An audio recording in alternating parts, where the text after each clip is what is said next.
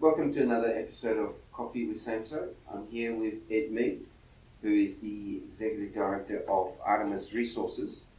I'm fortunate enough to catch him after he's just done a video at the Proactive office where they've announced a acquisition of a gold copper project in South Telfer.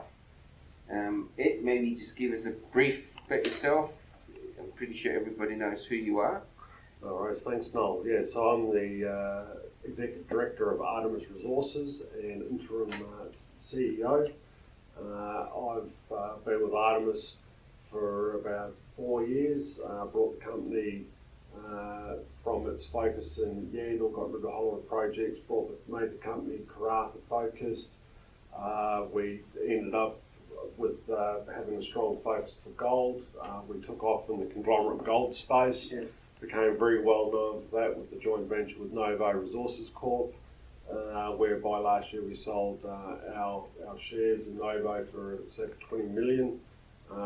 We've advanced Carlo Castle and towards trying to get Artemis into gold production, and we at the same time, middle of last year, took an opportunity when saw vacant ground that surrounded Havieron in the Telfer area of the Patterson's Range, when they announced a stunning result of over 200 metres at circa 5 grams per tonne gold. So I managed to peg 600 square kilometres around Havieron, and then earlier this year we got that granted. About a month ago, became aware of Rincon Resources, a private company that had acquired about 540 square kilometres around the Telfer area, very close to our Armada project, and thought that the acquisition was something that would give us significant scale in the area. It's made us one of the largest tenement holders, particularly around Telfer, and then puts us in a position where the management or the potential to increase shareholder value in the area is tremendous. Yeah, I guess it's. I'll give a brief of how we know each other. I think we started a conversation about a project in, what was the project called again? The Antimony project. So the Antimony project is Eastern Hills, which is Ashburton. Yeah, that's how we met. Must be what, 5 years ago. Correct. And that's how I've met Ed, and we've sort of kept in touch. I think I was a shareholder of the company at one stage, and then you guys had that big run with conglomerate, and then I like what you guys got there, obviously with Carlo, and then now we've gone down to the Patterson range with your Armada stuff, and then look, this announcement you got here, it's to me from an exploration point of view, it's very interesting. I mean, I've always said in a lot of my writings in that I love a good exploration story. Good lengthy interception is always something that I've favoured. Great Langol's intercept was 200 odd grams at 1 point something, or 2 grams or something. That's sort of discovery kind of scale. Although this one you got here, I mean, I looked at it, I thought, geez, 57 metres at 2 grams, 68 metres at 1.3, all from the surface. I just noticed that from 1 metre, 36 metres at 1.66 at 2 metres. I mean, when you look at this kind of stuff for people out there who sort of, not really in tune in terms of what this all means, I mean, can you just give us a view? Is it possible for you to give us a view of what your thoughts are? Yeah, no, certainly. So when we got hold of the public data, all WAMEX open file, including open file gravity, and I think our coffee's here.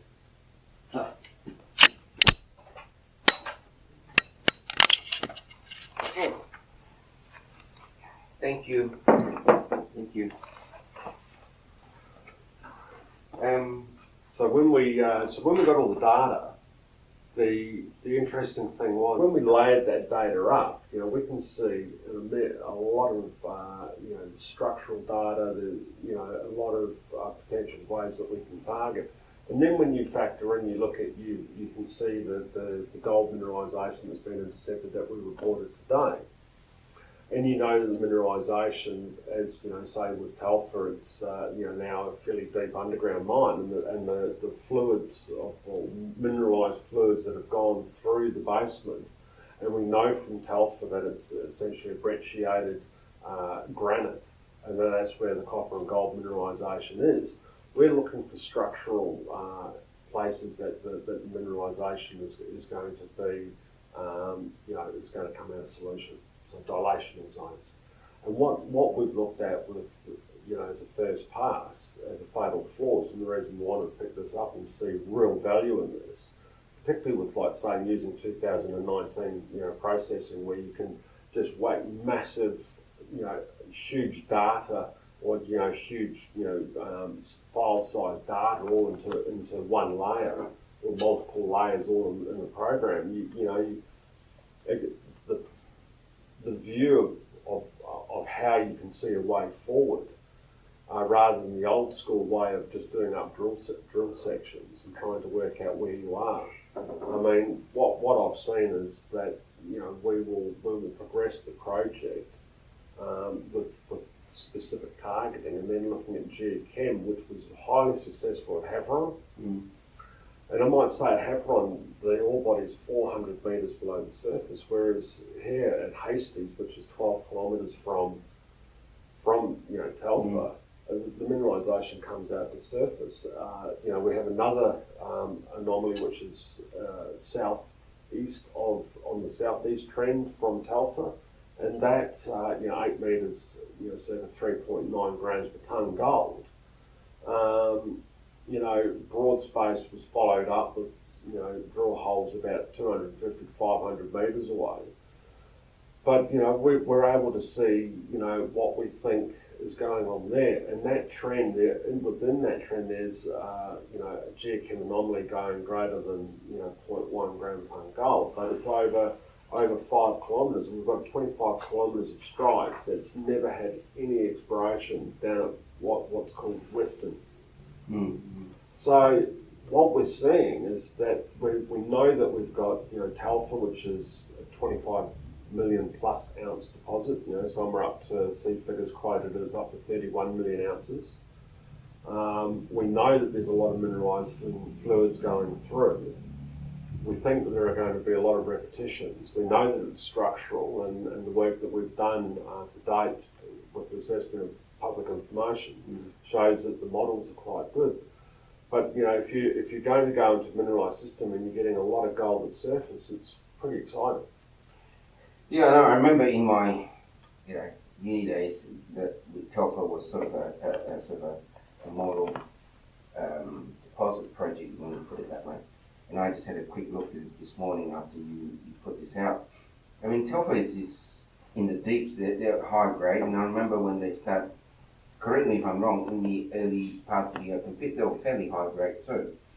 And then now they're actually mining, I think 1.4, but they've got millions of tonnes and things like that. So they've got scale happening. And I remember that trend that you talked about. I remember that one of the research notes I read was that there's this mineralisation trend that runs for 15 kilometres or something like that down this, and what you've highlighted there. So I guess, you meant when we talked before, you mentioned that in that period when, was it Newcrest? I always get them confused anyway. They did a consolidation due to the gold price. They dropped this ground, and obviously Telfer had millions of tonnes of millions of ounces of gold. Sort of makes sense at that point in time, I guess, but that doesn't sort of dissipate the prospectivity of the grounds around it, which I think, as they always say, if you've got smoke, when there's smoke, you can probably find the source of it. I mean, that's quite, I'm pretty sure you're not implying that you're going to find a Telfer core. heck, if you were going to explore for something like that, you probably want some good smoke to chase after, I guess.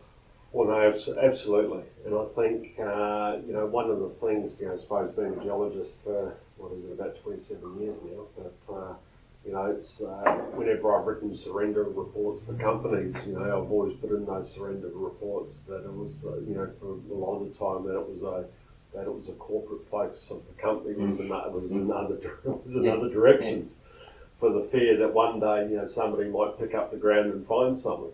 But often that is the case, and in reading through, a lot of the open file data, you can see that there were continued, plans and strategies for the exploration guys, for Western and for other areas. But look, corporate strategy at the time of the company often drives what goes on, and say lower gold price, substantial amount of ore already for longevity, trying to keep the costs of your operation down by reducing your expenditure commitments, are all things that drive companies. And ultimately, you can probably see now that Newcrest is, with their going into Havron, that potentially they may end up wanting to acquire more ground again. And if that happens, well, happy days.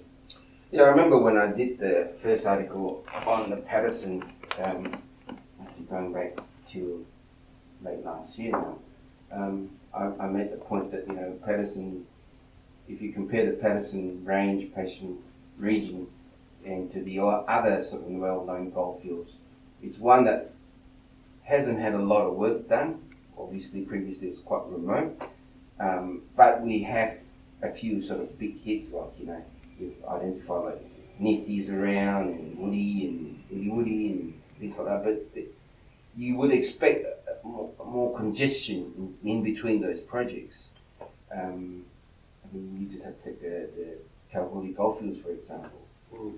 There's so many major deposits within stone's throw of each other, whereas here you don't see that. And I think until people start coming in here, and obviously, like you mentioned, gold price, and people getting a bit more excited, the risky money flows in, and people start putting a few more holes in the ground. I think, to me, it's probably one of the regions that's probably got the most chance of finding something. Take Coal Road, when they went to that Yamana belt again, that was sort of like people said, oh, no, wrong age, I'm going to find anything here. Yeah. Like 10 million ounces later, different story, So, as I've always said, I take a liking to good exploration stories, but in this one, sort of, I guess it's something that we can talk about.